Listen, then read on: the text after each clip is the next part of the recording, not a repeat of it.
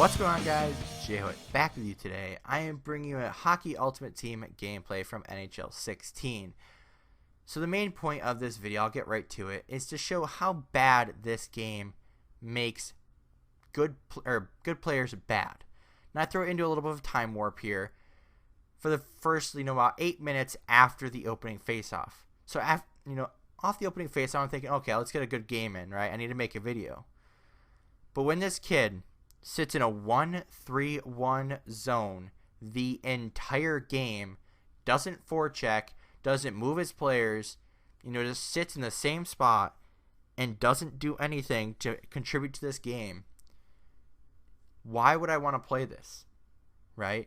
Now, usually I just quit because he just plays like a loser, right? But the point of this gameplay is not to show how bad this kid is. It's not to bash the game, even though I'm going to anyway. And I'm going to bash the kid. But no. This gameplay is to show how good the computers make bad players the best players in the world, right? Now, all through NHL, I've pretty much enjoyed it, right? Going back to, NHL 03 or 02 or whatever I played, right? GameCube.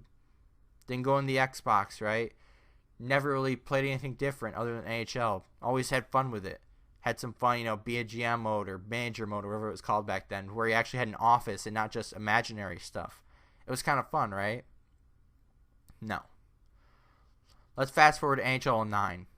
Didn't have really much fun with that. NHL 10, I don't even think I played that one. NHL 11, didn't have fun with that. NHL 12 comes out. It was the best game at the time, right? I didn't play Call of Duty that much.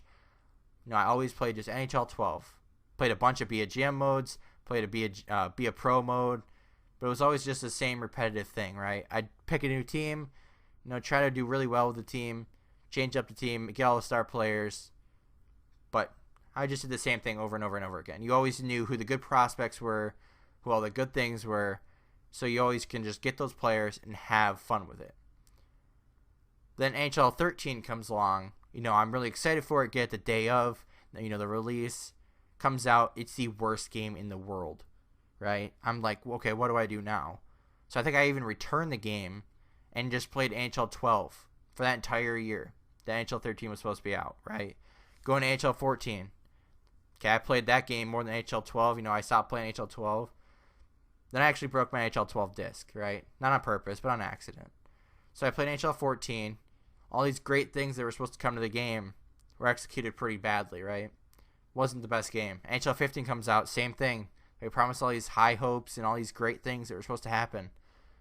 Barely executed right. NHL 16 comes out, all these new features, all these new things, all these new great things that they're supposed to come out with. They're supposed to make the game so much better. Doesn't happen. Right?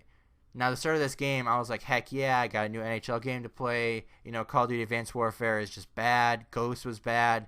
Now Black Ops 3 comes next. I'm going to get that the day of, start making videos on that.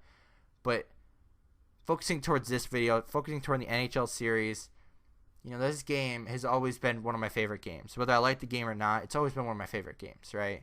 Now, that kind of seems weird because I always bash it and don't really like it too much. But it's always been one of my favorite games. That and Call of Duty, right? I've always played FIFA. I always played, WWE off camera. I've even tried some other new games. I think I played Assassin's Creed for a little while. I played Sniper Elite 3. But it was the same repetitive thing, right? You go do one thing, you snipe somebody, or you do whatever. It's the same repetitive thing. So what happened with, NHL a couple years ago? I always put on a new Be a GM series, new Be a Pro series, but always did the same thing, right? You score 1 million goals. You barely get paid. Then you're stuck there for 3 years on an entry-level deal. You don't really want to play again, right? There's nothing new that happens. There's no unexpected things that happen, right? But NHL 16, I started playing Be a Pro mode. I think I got drafted by LA. I'm a right wing. I'm top line playing with Kopitar and I don't even know who else, right? But it's just the same repetitive thing, right? I score 1 million goals and nothing happens, right? You're signed to a 3-year entry-level deal. You can't do anything. You don't get paid. You don't get a good contract. It's the same repetitive thing. But that's for another video, right? Going to this video, I wanted to focus on how bad this game makes bad players good, right? That and how good the computers actually are. Now, computers in this game, from the start, have always been overpowered, right?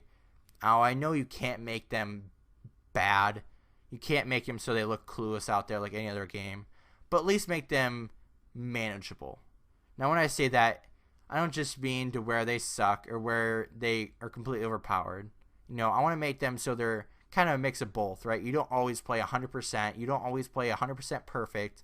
You don't always have the perfect chance. But in this gameplay, it shows that this kid, how bad he is. Because he's not even a good player. His computers save him in this entire game, right?